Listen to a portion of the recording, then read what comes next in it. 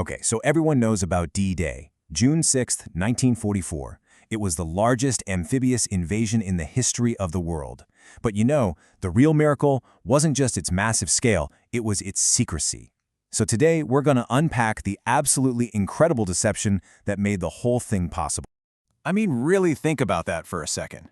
We're talking about an armada of thousands of ships, an army of millions of soldiers, all ready to attack, and the German High Command, who were famous for being so meticulous, they had no clue where the real blow was going to land. How on earth is that even possible? Just look at that number. Nearly 3 million Allied personnel were involved in this thing. I mean, trying to keep a secret that big with that many people involved, it sounds like something out of a fantasy novel, and yet it actually happened. And here's the kicker. The guy in charge of defending the entire coast, the legendary desert fox Erwin Rommel, he was at home cutting a birthday cake for his wife. Now that's not just some random fun fact. That detail is the absolute heart of this whole mystery. So let's dive in. To figure out how they pulled off this modern military miracle, we actually have to go back in time. Way, way back. Over 2,500 years, to the teachings of an ancient Chinese general named Sun Tzu. You see, this one sentence, this right here, became the entire playbook for the Allies.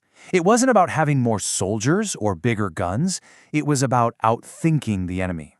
It's about making them stare so hard in one direction that they're completely blind to what you're doing right behind them. This ancient concept, Wei Diji Si Ming, this is the key to everything. It literally means to become the master of your enemy's fate.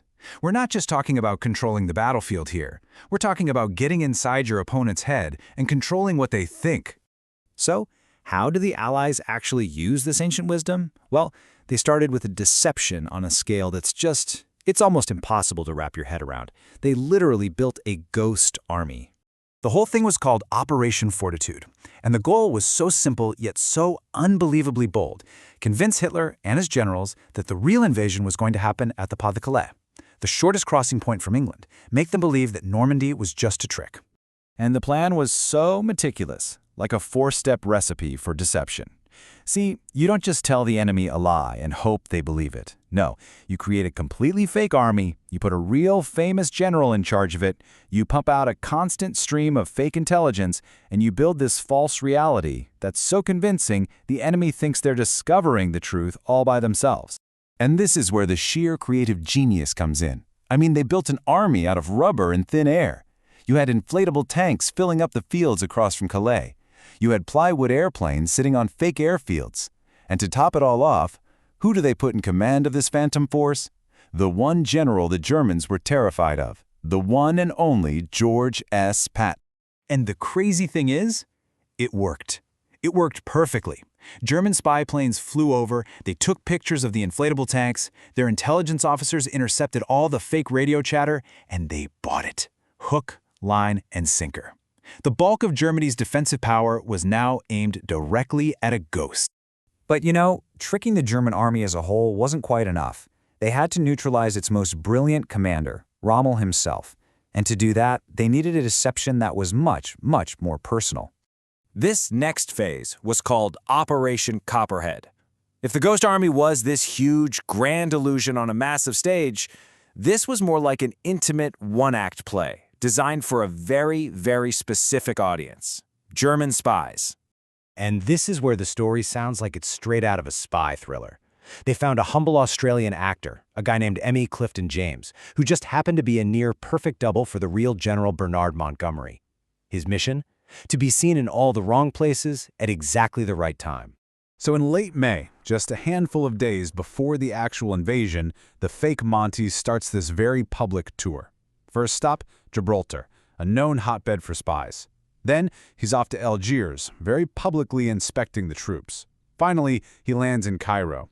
Every single stop was carefully choreographed to be seen by German agents, painting this crystal-clear picture that the Allies were gearing up for an attack from the south, nowhere near northern France.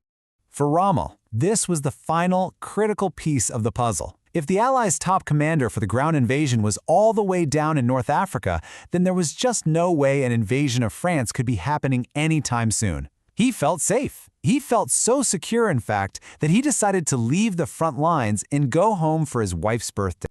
And so, with all the pieces perfectly in place, the stage was set. The Allies hadn't just assembled an army, they had built an entire false reality for their enemy to live in.